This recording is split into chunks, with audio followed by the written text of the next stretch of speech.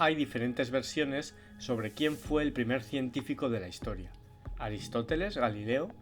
Sin embargo, desde el primero hasta el último, que podría ser tú, todos tienen algo en común, una habilidad para formular preguntas relevantes a través de su investigación.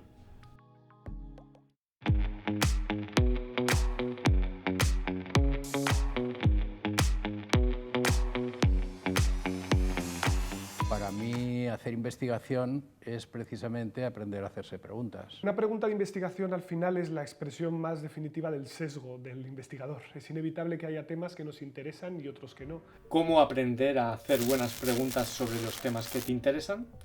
En este vídeo y los siguientes intentaremos hacerte reflexionar sobre ello, utilizando ideas que nos propondrán los científicos a los que hemos entrevistado. Aunque, eso sí, esto no valdrá en general para cualquier científico. Aquí hablaremos de ciencia de datos, es decir, hablaremos a alguien como tú que está en una empresa o en una universidad y quiere utilizar técnicas estadísticas aplicadas a datos reales para poder responder a sus preguntas.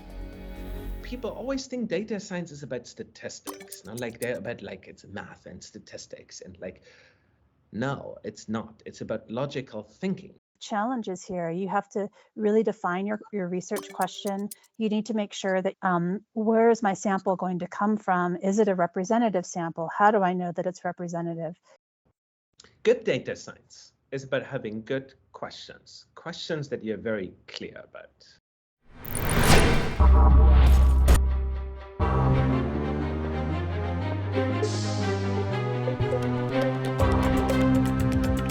¿Existe un tamaño óptimo de clase? Es decir, ¿podríamos calcular cuántos alumnos debería haber en esta aula para que la clase funcione? ¿Está bien planteada la pregunta? No sería una pregunta adecuada porque realmente lo que tenemos primero es que indagar en cuál es el mecanismo, es decir, por qué razón el que haya más o menos alumnos en la clase puede repercutir después en un mejor o peor rendimiento. Óptimo, ¿qué es óptimo? Óptimo no está definido. Idea. Quizás la primera pregunta que nos viene a la cabeza no es la más sensata. Tenemos que seguir pensando. Hemos elegido un tema, la educación, que suele suscitar mucho interés y sobre el que seguramente cada uno tiene su opinión, por lo que le ha tocado experimentar a lo largo de su vida. Por eso, para evitar nuestros sesgos, puede ser importante tratar de hacer un estudio riguroso con una muestra. Sin embargo, seguimos sin tener clara la pregunta, aunque nos motiva ver si una decisión que pueden tomar los equipos directivos, como el tamaño del aula, afectará a los resultados académicos. ¿Cómo deberíamos seguir avanzando? ¿Buscar todas las teorías educativas al respecto? Yo, por ejemplo, siempre he desaconsejado ideas que yo recibí cuando era un alumno inicial que buscaba hacer una tesis, como ve a la biblioteca y empieza a buscar en libros y en revistas todo lo que haya acerca de este tema. Bueno, pues esto no es lo que yo sugeriría a nadie. Está claro, debemos tener una cierta idea teórica, económica, social, médica, sobre las variables que nos han llamado la atención, pero necesitamos encontrar esa pregunta que sirva de estímulo para empezar a estudiar. ¿De dónde puede surgir? Puede surgir, y es conveniente que surja, simplemente de plantear algo que es marginal, ligeramente diferente de lo que se ha analizado en un artículo concreto o en un seminario al cual hemos asistido. La ciencia consiste en ir a hombros de gigantes, por lo tanto es inevitable que tengamos que leer y comprobar si estas cosas ya se han respondido, se están intentando responder, o hay enfoques o huecos que terminas encontrando por donde te puedes colar con tu pregunta. Todo lo que estamos tratando se puede llevar a un contexto no académico. Por ejemplo, tú puedes trabajar en una empresa donde hay datos y, por supuesto, muchas preguntas. La industria, la pregunta ya un poco que viene. Digamos que hay, si tú trabajas con, se llaman product managers, o trabajas con un team lead, o trabajas con una persona que trabajas para un grupo. Entonces, tú tienes preguntas que vienen de esas personas. Lo que es complicado a veces es hacer un mapping, mapear esa pregunta a algo que tú puedas responder con datos. Sometimes, there's no strong theory on the concept that you are studying, and then you need to understand it and make a few hypotheses before you are able to build the theory. So in both cases. Entonces, lo normal es que hables con gente de otros departamentos, del negocio y que, sobre todo, sigas formulando preguntas. Deberás asegurarte del sentido de estas, así como las hipótesis que las generan. Yo trabajé en YouTube un tiempo y en algún momento se estaban preguntando si cambiar toda la interfaz de YouTube y tener un énfasis en las suscripciones. Como poner un énfasis primero en las suscripciones y después en todo lo demás, ¿no? Y la pregunta que me hacían a mí es si la suscripción importaba o no. ¿Me entiendes? Pero esa es la pregunta. ¿Importa la suscripción o no? Ahora, ¿cómo uno va a entender eso? Esa es la parte que es como bien complicada. Es decir, ¿cómo tú vas de esa pregunta a escoger los datos y a entender lo que es? Ojo, en un momento así puede aparecer el primer problema común en ciencia de datos. Tendemos directamente a estimar modelos, un modelo detrás de otro. Ese es uno de los grandes errores, ponerse a entrenar modelos estadísticos sin antes tener clara la pregunta y haber hecho una buena exploración de los datos. ¿Por qué no haces que tu primer resultado como científico o científica de datos sea ver si todo el equipo tiene clara que esa que propones es la pregunta que hay que analizar? Entonces, la cuestión es tener un diálogo de tratar de llegar a un momento en donde hay una cosa pequeña que se pueda hacer con datos, tener claro si esa cosa pequeña tiene sentido hacerla, enseñársela, y de ahí empezar a crecer el producto.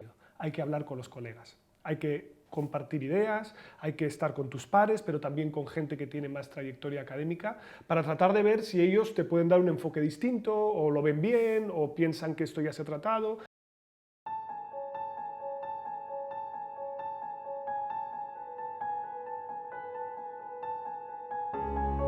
Hace 7 u 8 años, intentando encontrar un tema que tuviera un impacto social relevante, que no solamente fuera pura econometría, fue como empecé a interesarme por el tema del clima.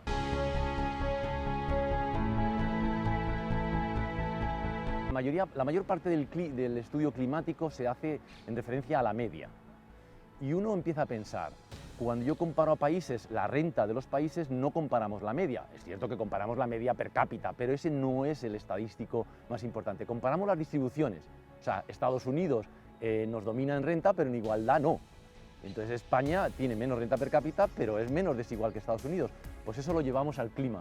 Quizás esta forma de trabajar sea para gente con más experiencia, puesto que tienen más capacidad para ver en su conjunto una pregunta de interés con los datos disponibles y distintas metodologías estadísticas que dominan. Lo resumo todo en cuantiles. O sea, tampoco pensemos que hago todo muy general, no soy tan inteligente. O sea, todavía falta 5 o 6 Einsteins para a lo mejor hacerlo de forma general, pero sí que doy un paso más. Si la pregunta no se la ha hecho la gente, también es interesante, porque tú tienes que convencer a la gente de que esa pregunta es interesante. O sea, para mí la clave no es que sea interesante para toda la sociedad, que si es así, oye, chapó, tiene que ser interesante para ti. Y yo es que veo mucha investigación en que dudo que la pregunta sea interesante para el investigador. Volvamos a nuestra pregunta. Con la idea de analizar el impacto de una política, como puede ser el tamaño del aula en un colegio, nos ha llamado la atención este artículo, el efecto sorprendente de las clases grandes. En él encuentran que el número de alumnos en el aula tiene un impacto positivo en los resultados. ¿Nuestros resultados serán mejores cuanto más y más alumnos haya en esta clase? Tú puedes tener una clase muy amplia con alumnos excelentes y que por supuesto funcione bien. Una clase muy amplia con alumnos que vienen de origen social más modesto y con itinerarios muy distintos, luego puede funcionar peor. Parece sensato, después de escuchar a mis colegas, que el análisis que realice trate de hacer interactuar resultados académicos, tamaño del aula y clase social, ya que tengo la intuición de que el efecto del tamaño del aula sobre el resultado podría depender de alguna variable económica. El secreto, para mí, consiste siempre en poner por escrito desde el primer momento todo aquello que uno tiene en la cabeza y que entiende que va a ser objeto de investigación. Pero ahora, ¿por dónde empiezo? Por algo que a todo el mundo le cuesta muchísimo hacer, que es escribir una sola pregunta corta y concreta acerca de cuál es el objetivo de la investigación. Vamos a intentarlo. El impacto del tamaño del aula sobre los resultados académicos. ¿Varía con la clase social? Esta va a ser la pregunta corta y concreta con la que empezaremos a trabajar. Si la comparas con la pregunta inicial del vídeo, no dice nada de óptimo, puesto que ese término es muy ambicioso y difícil de definir. Además, dejamos claras las variables que nos interesan y qué pretendemos medir. Y por supuesto, es una pregunta con relevancia social y, cómo no, la respuesta no se puede obtener de manera directa con una base de datos. And patience, also a problem. We humans are really not patient. We want to, let's go data collection. Yeah, okay, analysis, and then we have to write it down. But I think in an ideal world, you start out thinking, and Thinking es el momento de que tú también empieces a pensar en tu pregunta. Dará igual si eres un científico o científica de datos que está en una multinacional o alguien que va a pelearse por primera vez con un proyecto final de grado. ¿La tienes clara? Cuando he planteado esto a alumnos, a veces me han dicho, pero si yo empiezo con una pregunta corta y concreta como tú me dices, ¿cómo voy a sacar una tesis de esto? Y yo siempre decía, de cualquier pregunta corta y concreta, tú puedes sacar una tesis, porque el problema no es de dónde empiezas, sino cómo elaboras. Y la elaboración tiene que ser en profundidad. No debes navegar como quien hace windsurf, ¿no? Navego por toda la zona, cubro una zona inmensa, pero no profundizo en nada. La buena investigación es el que hace snorkeling, ¿no? El que se sumerge, ¿no? Solo estoy aquí y ahora no me preguntes más que de esto, pero me meto hasta el fondo, ¿no? Hasta el fondo. Eso haremos en el siguiente vídeo. Nos meteremos en las profundidades de nuestros datos por si encontramos algún tesoro escondido en forma de una pregunta mejor.